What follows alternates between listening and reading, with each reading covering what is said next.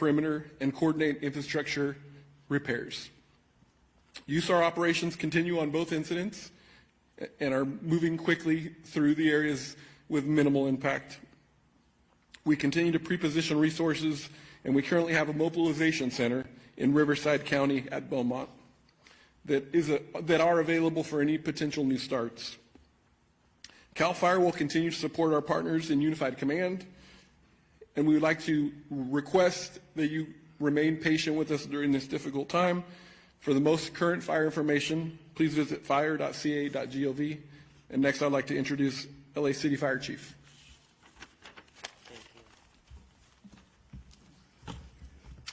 Well, good morning, everyone.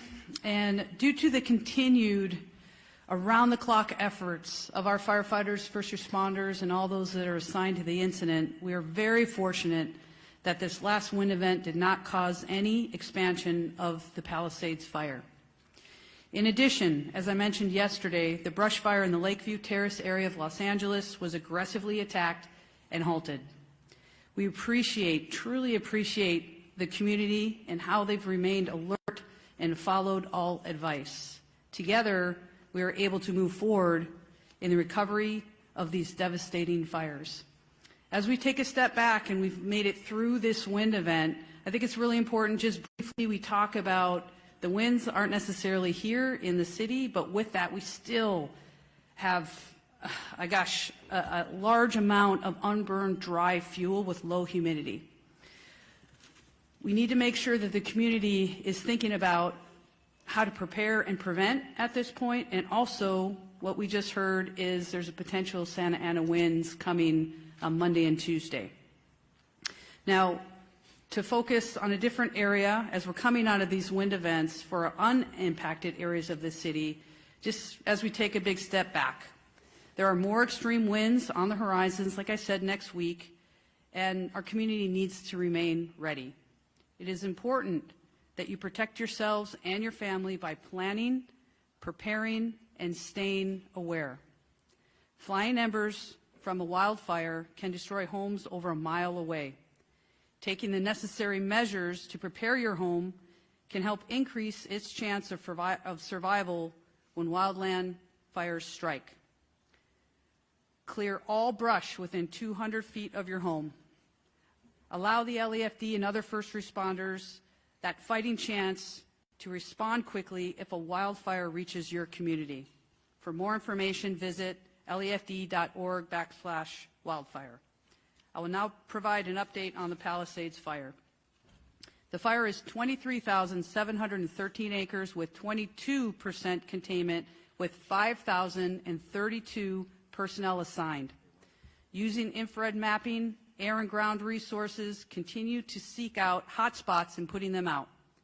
Favorable weather conditions assisted firefighters in increasing the containment and extinguishment. Now, I know that the question of all of us up here is on the top of your minds of when we can return and you can return back to the communities. I can tell you, know that we are working as quickly as possible to do just that, to make sure that this is safe for you to return to your communities. The ongoing search and rescue mission continues to limit utility agencies' abilities to repair infrastructure.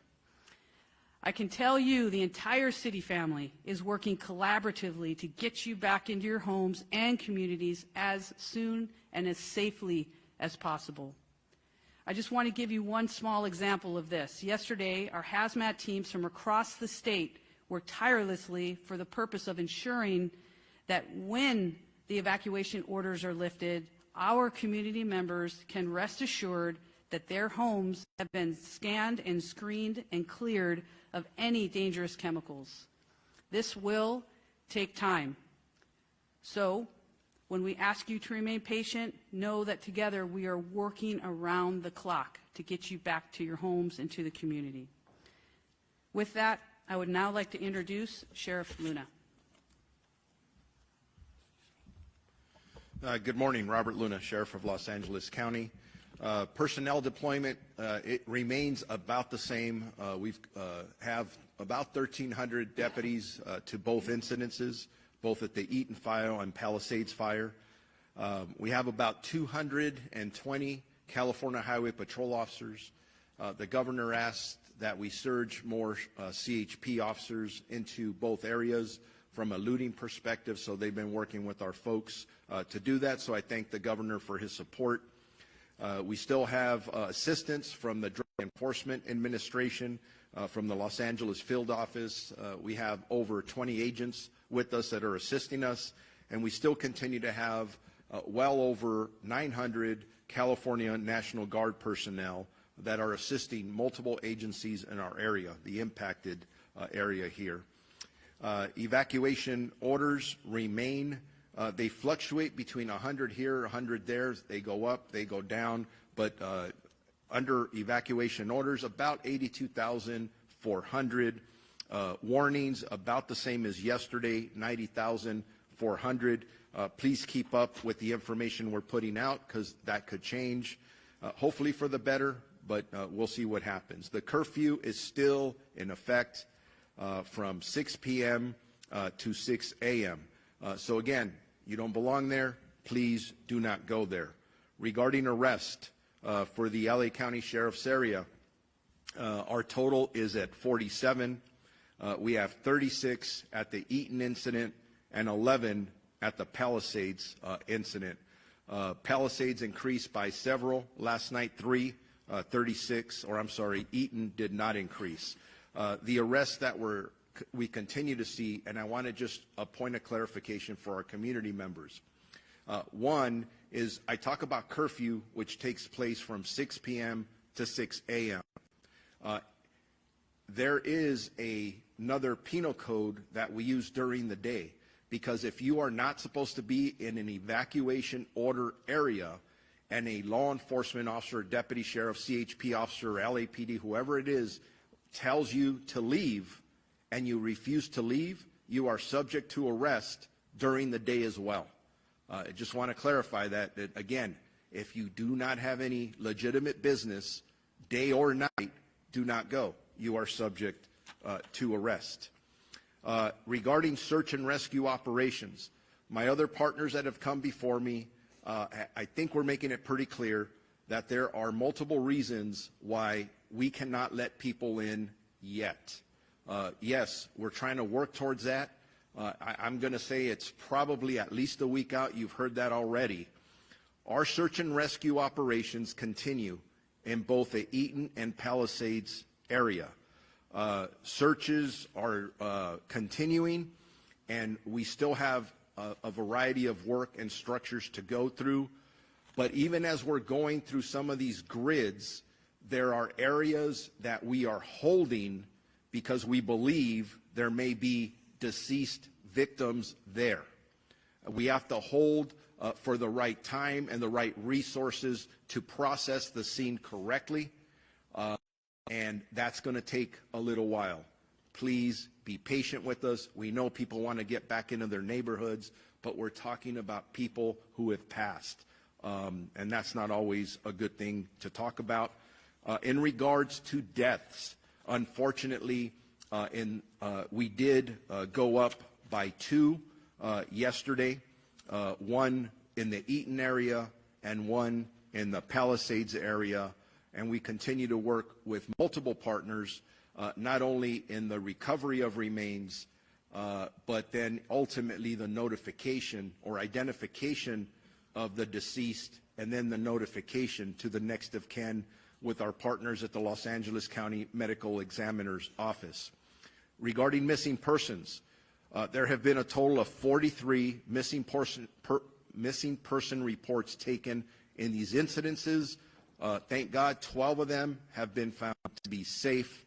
That's an increase of 7 more that were safely found. But we do have 31 active missing persons reported, 24 in the Eaton area. That is an increase of 4 from yesterday, 7 in the Palisades area, which is an increase of 1 from yesterday. As I conclude, if you have any questions about updated either evacuation orders or warnings, road closures, please go to lacounty.gov/emergency. I will now introduce the Chief of Police for the Los Angeles Police Department, Jim McDonald. Thank you, Sheriff. Good morning. Over the last week, the magnitude of this disaster has come into focus. I remained humbled by the scope of the destruction, but also amazed by the countless acts of kindness I've witnessed and the heroic acts undertaken by so many. We'll continue to remain committed to protecting lives and property and remain focused on keeping the public safe. As all stakeholders continue to work to make evacuation zones safe for repopulation, please know that LAPD remains on tactical alert and will continue to dedicate whatever resources are necessary to keep everyone safe. For the upcoming 24-hour period, LAPD will continue to deploy approximately 600 officers to the impacted areas, with support from the Los Angeles Airport Police, Port Police, and the National Guard, who provided approximately 600 soldiers assigned to the Palisades incident. We're very grateful for their support. Also joining our efforts, the California Highway Patrol sent additional officers to the Palisades area, and these contributions are important as they free up LAPD officers to stay focused on crime suppression and investigations. We've deployed volunteers from Team Rubicon who are answering questions at checkpoints and are easily identifiable by the gray T-shirts. I want to thank our LAPD officers and our partner agencies for their ongoing support in keeping our community safe. On the missing persons front, we continue to dedicate resources to all reports of missing persons. As of this morning, we have 38 reported missing. 30 of those have been found safe, 3 have most likely been found deceased, and 5 remain missing. We have no new fire area-related arrests or notable arrests within this last 24-hour period. If you notice anything suspicious or potentially connected to these incidents, please report it immediately. You can do so anonymously through Crime Stoppers or by calling Los Angeles Crime Stoppers at 800-222-TIPS or by visiting lacrimestoppers.org. In closing, I know that for so many, the events of the last few days have been life-altering. Please know that as we move forward, the LAPD remains committed to keeping you and our community safe as we recover. Thank you. I'd like to introduce now U.S. Environmental Protection Agency Incident Commander Tara Fitzgerald. Thank you. Good morning. I'm Tara Fitzgerald. I'm with the United States Environmental Protection Agency. The U.S. EPA has been tasked by FEMA to conduct Phase 1 household hazardous materials removal in the burn footprints. We are beginning this work today. We have personnel on the ground in both the Eaton and Palisades footprints conducting assessments. We're working closely with state and local agencies to conduct this work, and the initial phase of household hazardous materials includes removal of the most immediate risk to public health and workers returning to work within the burn footprint. That includes things like pesticides, batteries, including the risk of damaged lithium-ion batteries, fuel, and other things that would normally go to a household hazardous waste management landfill. Again, we are working quickly to ramp up and look forward to being able to support this recovery effort. Next up is LA County Public Works Director Mark Pistrella. Good morning, everyone. And again, my heart goes out to the residents of both fire areas within the city and the Altadena area. Right now, the Public Works Directors from both City of Los Angeles and myself for the County of Los Angeles are actively assessing the damage that's occurred to these fires and making provisions to create safe access for our residents and make the lots safe as well for enter. We are advising the sheriff and the chief of police from the cities about repopulation.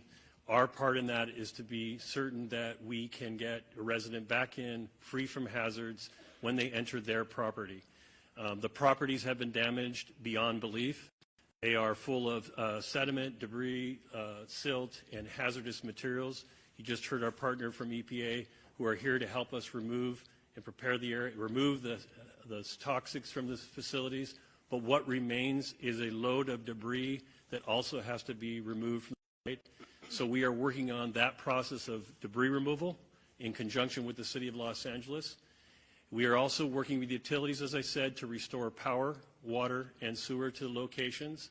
all of which have been damaged to the point that they cannot be delivered safely currently in most of the areas. Some areas, as Sheriff alluded to, may be able to return because those communities didn't suffer this much infrastructure damage.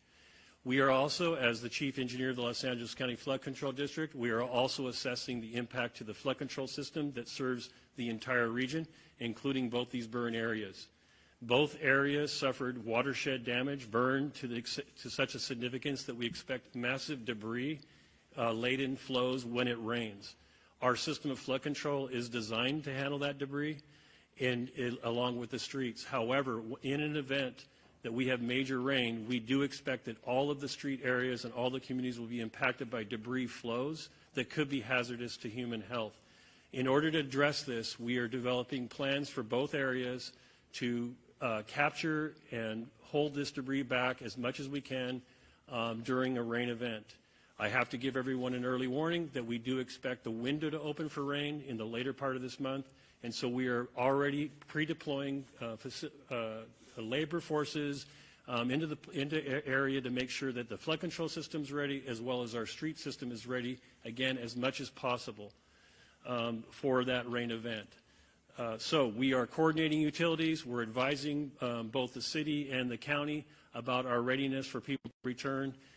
That work is ongoing, and we will continue to provide updates as we make our way through the system so that essentially you can live there safely and our first responders can serve you. That's the other thing is we could have incidents once you get back in, and we need to have the access in place and the water in place to, take care of what may be future incidents, even structure fires. So there's lots of work to do for our public works agencies in order for us to say that these areas are ready to be restored.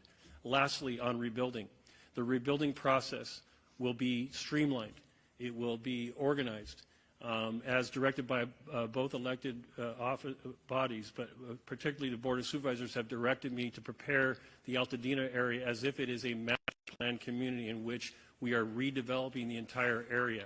This master planning is already beginning. When I say master planning, what I'm talking about is preparing your properties for you to restore your homes on them. That again involves master planning all the utilities, the water system, the sewer system, and the road system. The first step in that process of development is to remove the debris from the site. As you heard from EPA, they'll take the toxics off.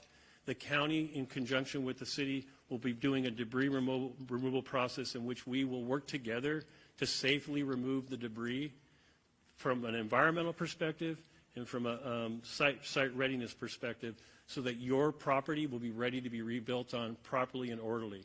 That system is already in place. We're working with the federal government and the state government to put that into place, and there'll be more information to come on that process. If you want to learn more about the rebuilding process, please go to recovery.lacounty.gov. Thank you.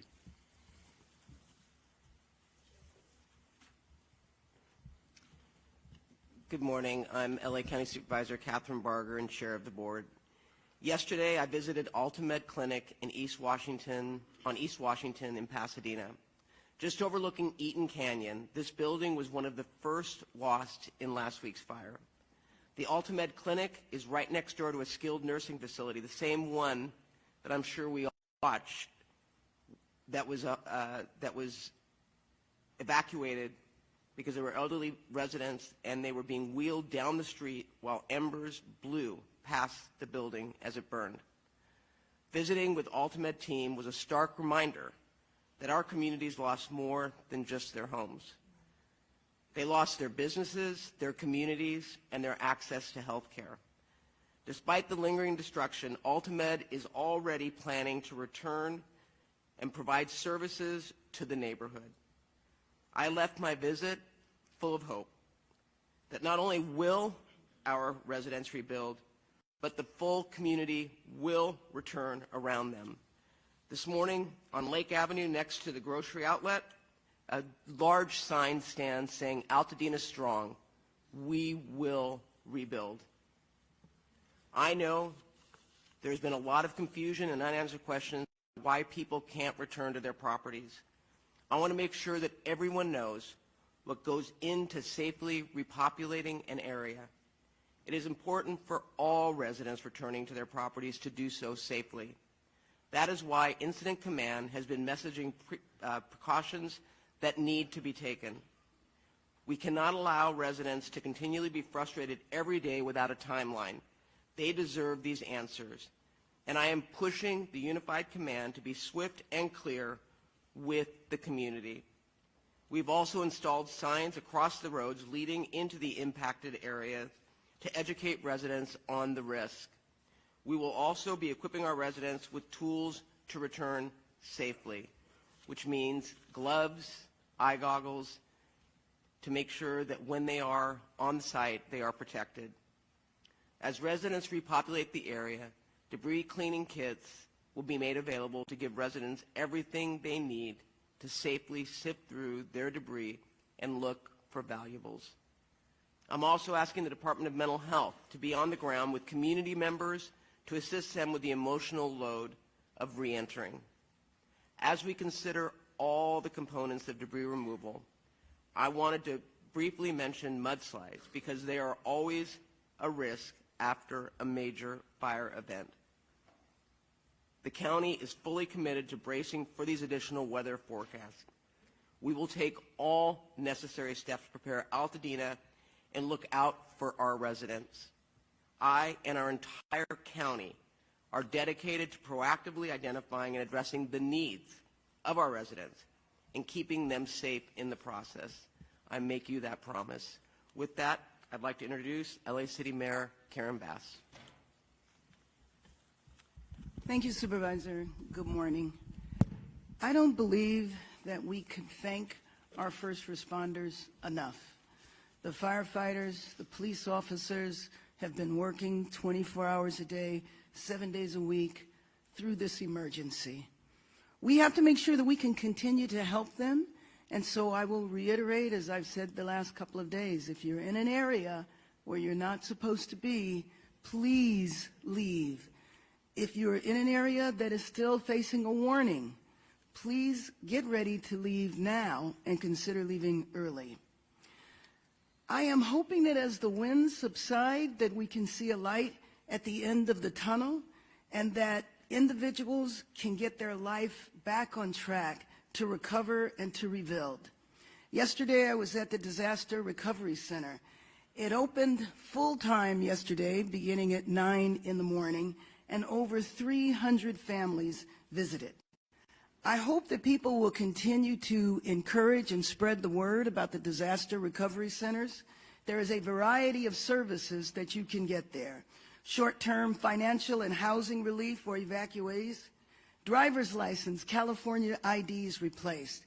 FEMA and SBA are there to assist businesses, and I'm extending the deadline to file city business taxes from the end of February to the end of March.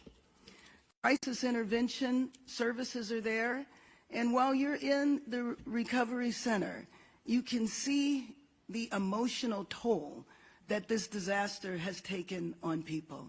As I spoke to people who had lost their homes or who were not sure the status of their homes, missing pets, the toll you can see mounting on them. But what was hopeful was the fact that there were services there to take care of them. There are mental health and other social services that are there. I was also encouraged that there were a number of people sitting at the city services tables who were ready to rebuild. The executive orders that were put in place are already being implemented. City departments were there. Building and Safety, Department of Water and Power are there on site. And I want to thank the incredible work of many nonprofits. Of course, the American Red Cross, Team Rubicon, Habitat for Humanity, an organization that actor Sean Penn created called CORE to help people get housed as soon as possible. And then yesterday we received an important announcement from our insurance commissioner, Ricardo Lara, that State Farm Insurance will offer renewals to affected policyholders. This is extremely important because we know in some of the affected areas, insurance companies were already pulling out. And the fact that State Farm is not going to do that, I think is very encouraging. So the Disaster Assistance Center is located at the UCLA Research Park, which is on the corner of Pico and Overland. It's open from 9 a.m. until 8 p.m., 7 days per week. And please, please, please spread the word so that people know that those services are available. And as always, if any Angelino has any questions about assistance, recovery, or how we might move forward from this crisis, please visit lacity.gov. It's now a one-stop shop for assistance for those impacted and a place to help Angelinos find ways to get involved. And I think the involvement of Angelinos has been so impressive, people going out of their way to assist others.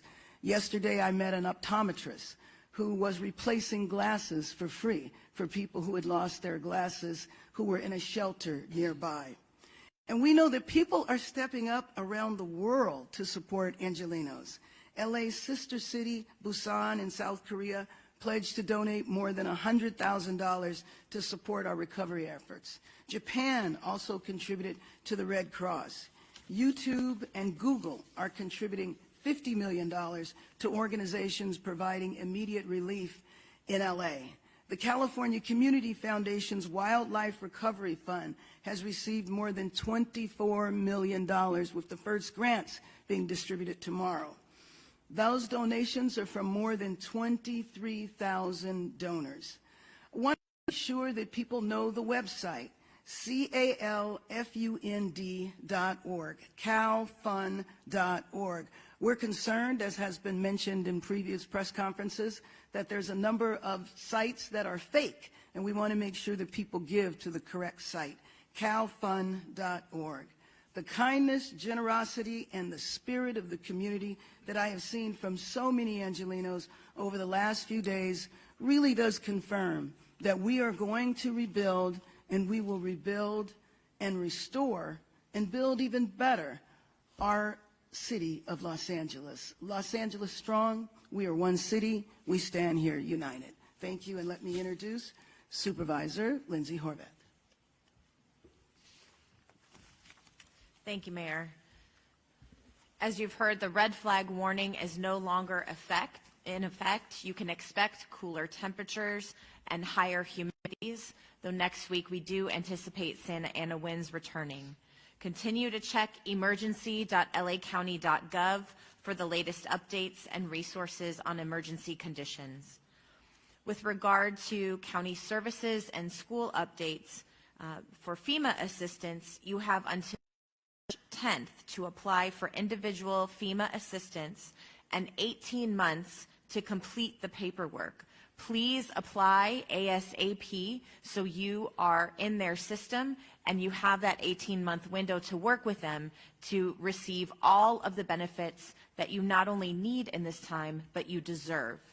Disaster Recovery Center at UCLA Research Park West continues to be open from 9 a.m. to 8 p.m. daily. I too visited yesterday and saw the myriad of resources that are there. If you have questions about your property tax assessment, the county assessor is on site. If you need assistance filling your prescriptions, Department of Public Health is on site. If you'd like support speaking with your children about this disaster, Department of Mental Health is on site. There are a variety of resources there to help you. The FEMA staff on site said they had never seen such a robust resource center stood up with a variety of resources all available to you. Please come. There are many people there who want to help and support you. LA County Public Works and Planning will help with rebuilding. LA Public Health and Mental Health are with their supportive services are on hand as well. Our 3rd District team is there every day to assist those impacted by the Palisades and other wildfires in the district, and there remain 7 LAUSD schools that are in evacuation zones. Topanga Elementary students should go to Woodland Hills Academy, Canyon Charter Elementary students to Brockton Elementary, Kenter Canyon Elementary students to Emerson Middle School, Lanai Road Elementary students to Portola Middle School, Ruscomari Road Elementary students to Warner Elementary, Community Charter Magnet students to Westwood Elementary, and Paul Revere Middle School students to University High School Charter. For animal support, please call our Department of Animal Care and Control at 562-940-6898 to help with pet reunification. This is on the county areas. Our DACC staff and mutual aid partners have successfully evacuated over 100 animals to the Agora Animal Care Center. I was there yesterday and got to see many of the evacuated animals, including beautiful tortoises from the Topanga area. There's Ethel, the house chicken, and so many others. We are so grateful to those who are supporting our animal companions. It gives people peace of mind to be able to leave their homes and know that their beloved animals are being cared for in this very difficult time. LA County Parks are hosting care camps for young people impacted by the fires. You can go to parks.lacounty.gov/care camps to register and for more information. And for all recovery information in the county, please go to recovery.lacounty.gov. Price gouging continues to be an issue that is top of mind and a painful experience for those who are seeking to recover in this difficult time. DCBA, our Department of Consumer and Business Affairs, has a price gouging task force that includes our LA District Attorney, County Council's Consumer Protection Division, LA City Attorney, and Santa Monica City Attorney. I spoke again with our California Attorney General, who is here in Los Angeles today, and he is pursuing vigorous investigations which have already begun. Reporting price gouging and other predatory practices can be done at oag.ca.gov/report, or you can call LA County Department of Consumer and Business Affairs at 800-593-8222. I want to echo my gratitude to the first responders who have stepped up in the most dangerous of conditions, thanking all of our local, state, and federal partners who have joined with us. Yesterday, we joined with Speaker Rivas, our state assembly member, Jackie Irwin, and other local elected officials in the Santa Monica Mountains and Canoga Valley region. And we have heard how they are going to be using the special session to focus specifically not only on the dollars and cents that will be invested in Los Angeles County, but also how they will be specifically using services and the full weight of the California government to support those on the ground. Thank you to everyone who has been working with us to keep each other safe, to keep each other supported and cared for in this difficult time. We appreciate all of your help.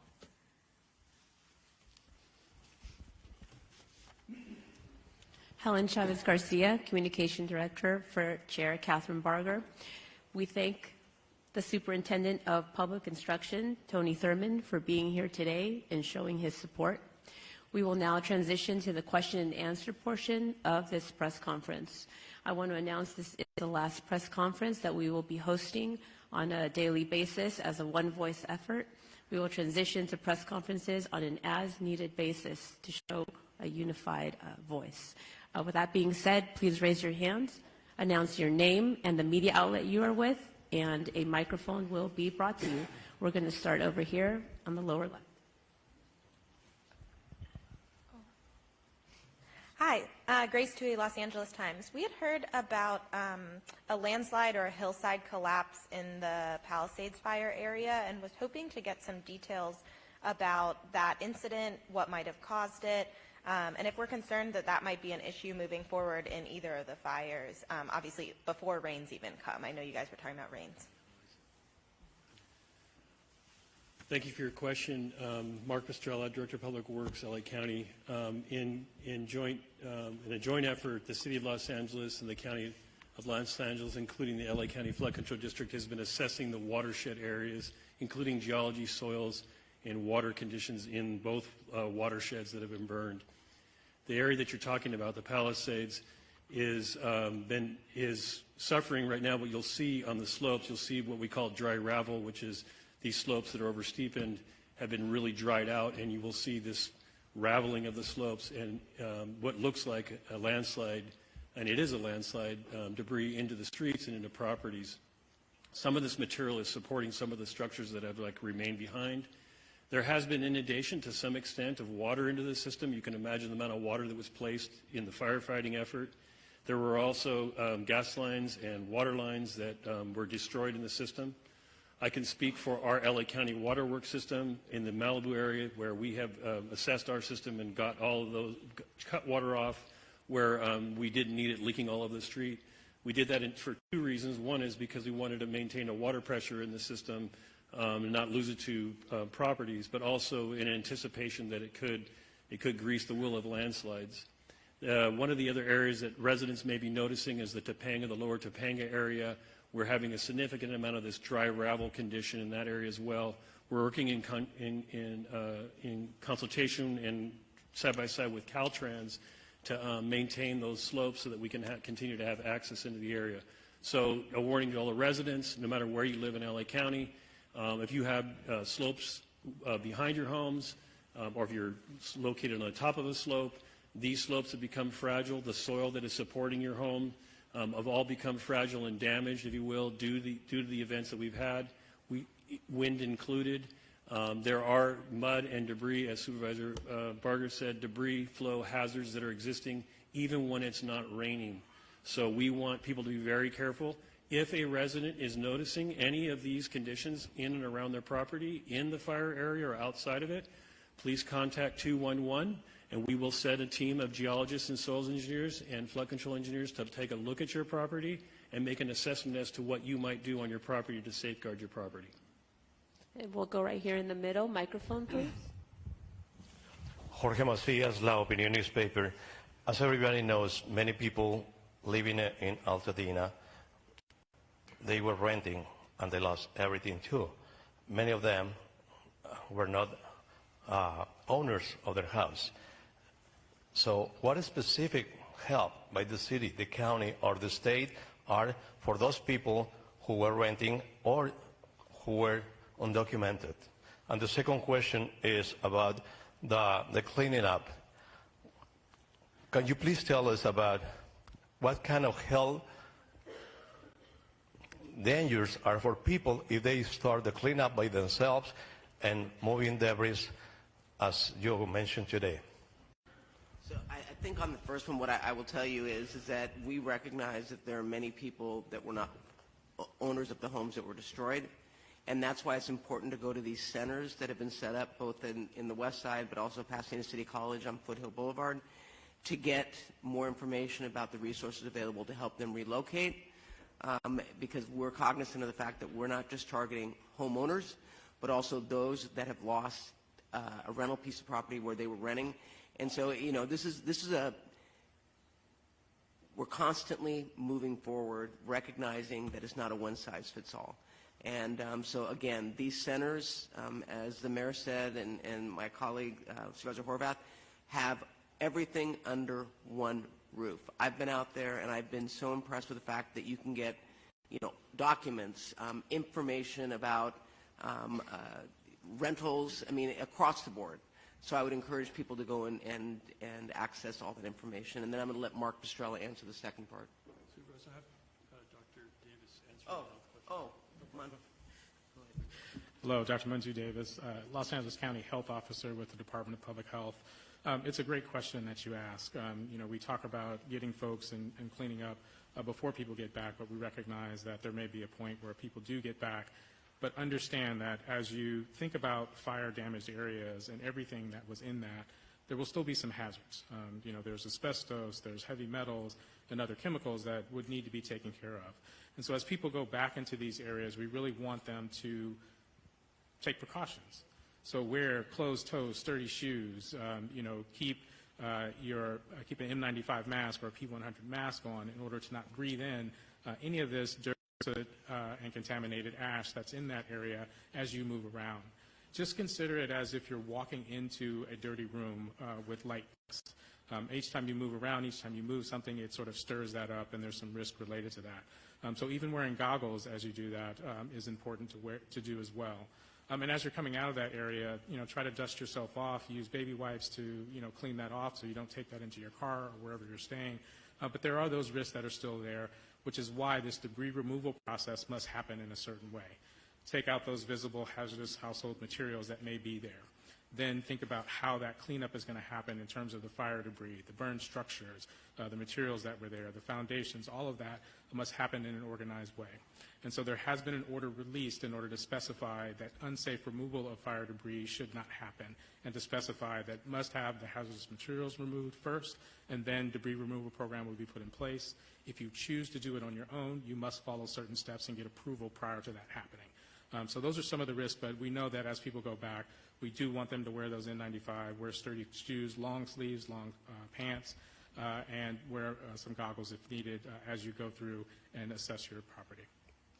Thank you. We're going to go over here in the front. Sorry. Josh Haskell, ABC 7 Eyewitness News. First of all, on repopulation, since we don't have an exact date yet, we know that it's going to take time, especially for those dangerous areas. We're getting a lot of questions about people that just, they don't necessarily want to go back and stay or spend a lot of time there. They want 15 minutes. They want to get that medication, take a look at their property, have eyes on their property. We know that there were escorts, then there weren't escorts. What is the current status of that? How do people get in contact to get a particular escort to their property? Who can they reach out to? And also some of the questions that we're getting from viewers, I just want to ask one. It's about water quality. If you don't live in the fire zone, what is the state of your water? Has ash gotten into the entire water supply? Thanks. Yeah, so that's a good question. So I'm going to answer as a member of a unified command team, because when you talk about water quality, we're talking about public health. When you're talking about hazardous materials, we're talking about Fed EPA. You know, we have three types of structures that are in the burn area, the evacuation area. We have structures that are unaffected, we have structures that are damaged, that are still standing, and we have structures that are destroyed. It's just the foundation. So we want to make sure that some of the things that we do to allow people to enter the area to see those three types of structures, because there won't be any medications left at homes that are completely destroyed and that are a foundation.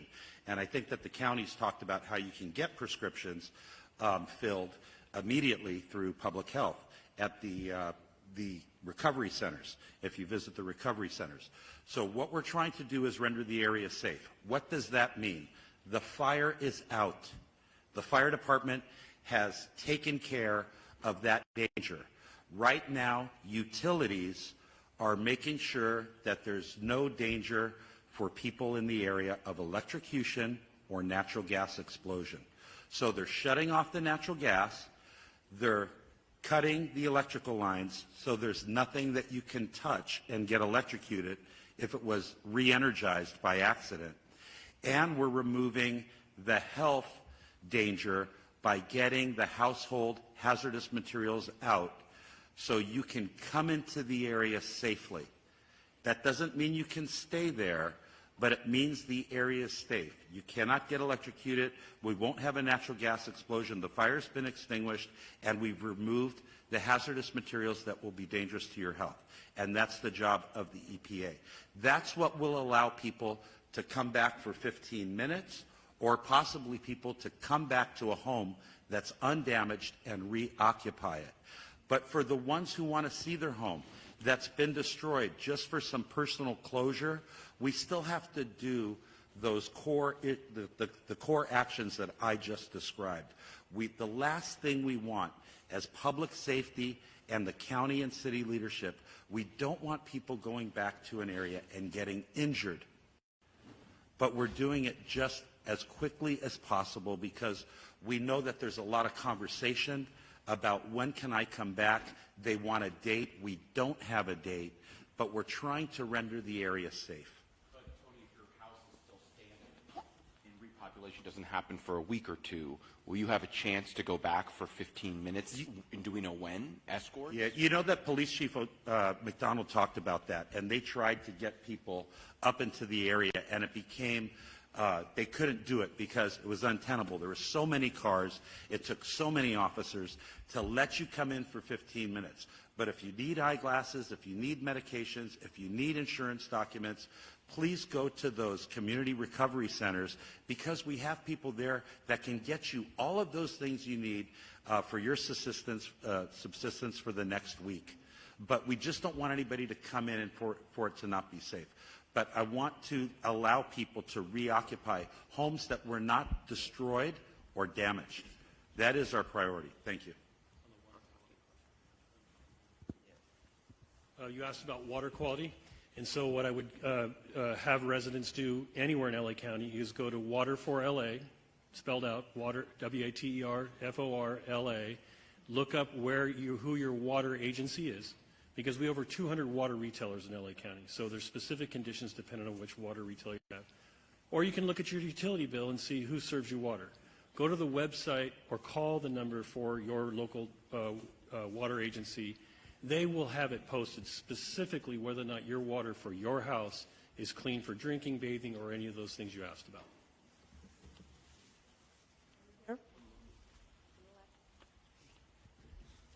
Sheriff Luna, you spoke about recovery of human remains in the area. I'm wondering if you're able to tell us specifically how many of these locations you potentially have to search for today. I'm going to answer that, a variety of them. You're looking for specific numbers.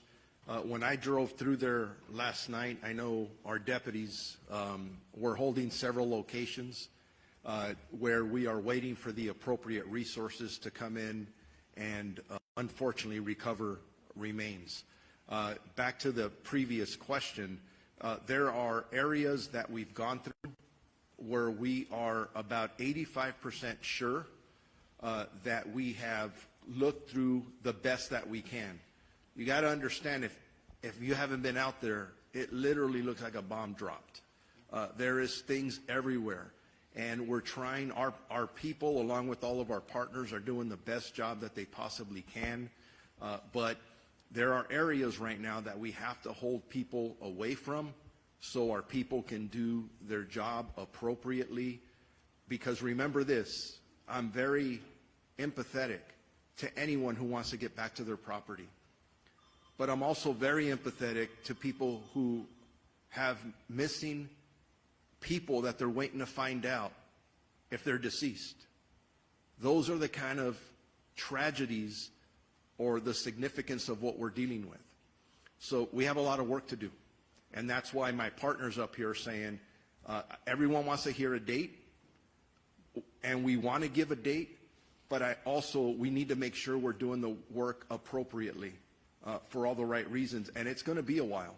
It's not going to be in 3 or 4 days.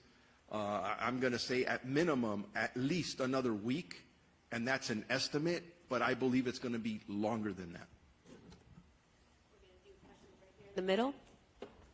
Hi, this is Kate Cagle from Spectrum News 1. I have 2 questions. One is that we've spoken to some residents in the Altadena area saying that their insurance company is asking them for photos of the damage. So what is your advice to them as far as the fact that they can't get back and get them?